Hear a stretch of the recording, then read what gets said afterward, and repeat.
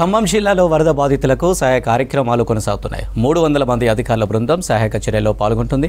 21 శాఖల అధికారులు సమన్వయంతో ముందుకెళ్తున్నారు. ఇప్పటి వరకు జిల్లాలో 25,000 ఎకరాల్లో పంట నష్టం జరిగిందని అంచనా వేశారు. పంట పొలాల్లోని ఇసుక మేటలను తొలగిస్తున్నారు. వరద సహాయం నిర్విరామంగా కొనసాగుతుందని, బాధితులు ఆందోళన చెందాల్సిన అవసరం లేదంటున్న కలెక్టర్ ముజమిల్ ఖాన్తో ఖదీర్ ఫేస్ టు ఫేస్.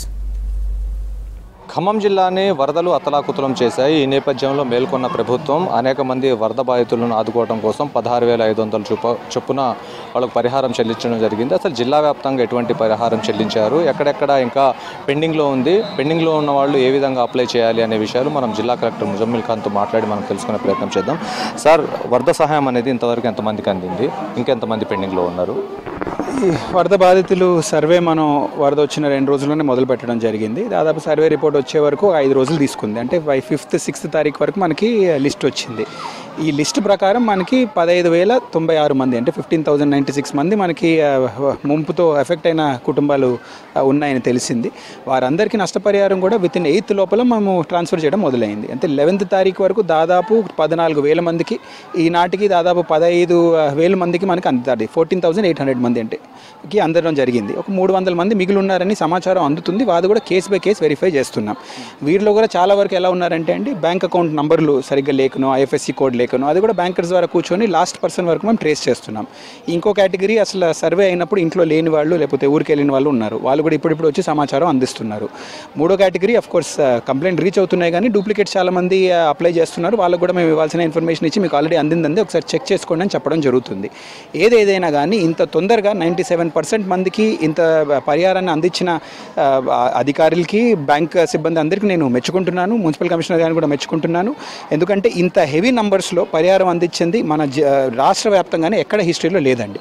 మిగిలిన వాళ్ళు కూడా ఎటువంటి ఆవేశానికి పాలయ్యే అవసరం లేదు. ఎందుకంటే ఇప్పుడు కూడా కౌంటర్స్ యాక్టివ్గా ఉన్నాయి. మేము ఈ సమయంలో లేకపోయాం, లేకపోతే మాకు అందాల్సింది మాకు అందలేదని 1-2% మంది ఉన్నా కానీ ఇప్పుడు కానీ అందిస్తే ఇప్పుడు కూడా సర్వే చేసి మేము పరిహారాన్ని అందించడానికి తయారుగా ఉన్నాం. మాకు అందుతుందా లేదా అనే అపోలో ఉండే అసలే అవసరం లేదు. ఓకే, మొత్తంగా వ్యవసాయానికి సంబంధించి ఎక్కువగా ఫోకస్ పెట్టాల్సిన అవసరం ఉంది. వ్యవసాయం అనేది ఎంత దెబ్బతిన్నది, దానికి సంబంధించిన ఒక పర్టిక్యులర్ ఏరియా ఎంత అనేది మీకు ఉందా, లేక వాళ్ళకి ఏం నష్టపరిహారం చెల్లిస్తున్నారు? వ్యవసాయం కూడా ఈ గొర్రెలది, బర్రెలది ఇది కూడా మాకు సర్వే పూర్తయి ఉందండి. దాదాపు ఇప్పటికి 25,000 ఏకర్స్ వరకు మనకి ఫైనల్ రిపోర్ట్లో వచ్చింది. అంటే ఫస్ట్ రిపోర్ట్లో 40,000 అనుకున్నాం, కానీ వాటర్ విడ్రా అవ్వడం వల్ల వరి పొలాలు ఫర్ ఎగ్జాంపుల్ అవి ఆల్రెడీ బాగానే ఉన్నాయి, వారికి ఎక్కువ డ్యామేజ్ అవ్వలేదు కాబట్టి వాటిని సర్వే నుంచి తీయడం జరుగుతుంది. 25,000 ఏకర్స్ అప్రాక్సిమేట్లీ మనకి ప్రభావితమైన ప్రాంతంలో చూడడం జరుగుతుంది. 10,000 చొప్పున ఏకరానికి లంసమ్ ఇవ్వడం జరుగుతుంది. దీంతో సహానే మట్టి తీయడానికి ఇటువంటి వేరే వేరే ఆస్పెక్ట్స్ పైన కూడా సర్వే పూర్తయింది. గవర్నమెంట్కి టోకెన్లు అందించున్నాము. దాదాపు ఒక వారం లోపల అది కూడా పూర్తవుతుంది. అంటే ఇప్పుడు అనేక పంట పొలాల్లో నదీ పరివాహక ప్రాంతాలు ఎక్కడైతే ఉన్నాయో అక్కడ ఇసుక మేటలు వేసి ఉన్నాయి. ఆ ఇసుక మేటలు తొలగించాలంటే రైతుతో అయ్యే పరిస్థితి లేదు, వాళ్ళతో సాధ్యం కాదని వాళ్ళే చెప్తున్నారు. వాళ్ళకి ఎటువంటి సహాయం అందిస్తున్నారు? ఆ ఇసుక మేటలను తీసేయడం కోసం ప్రభుత్వం తరపు నుంచి ఎటువంటి సహకారం ఉంది?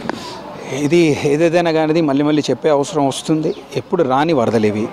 అటువంటి వరదల్లో మనకి దాదాపు 2 నుంచి 3 ఫీట్లు చాలా వరకు పొలాల్లో మేబీ అరౌండ్ 7,000 to 8,000 ఏకర్స్ వరకు ప్రభావితమైన పొలాలు ఉన్నాయి మన దగ్గర.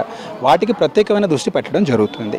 గవర్నమెంట్ ఇచ్చిన జియో ప్రకారం, ఎన్డీఆర్ఎఫ్ గైడ్లైన్స్ ప్రకారం ఇవ్వాల్సిన పరిహారంతో సహా కలిసి ఒక 100 ఎకరాలకి ఒక పర్సన్కి ఇచ్చి తీయడానికి ఒక కాంట్రాక్ట్లో ఇవ్వడానికి కూడా మేము ఎక్స్ప్లోర్ చేస్తున్నాం. ఎందుకంటే ఈ సీజన్లో పంట వేసే పరిస్థితి చాలా వరకు పొలాల్లో లేవు.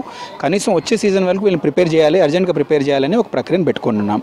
ఇక్కడ పడిన మట్టి కూడా అది రాళ్ళు ఉన్న మట్టి కాబట్టి దాన్ని ఉపయోగించడానికి అసలు అవకాశం లేదు. తీసి బయట వేయడానికి మేము ప్లాన్ పెడుతున్నాం.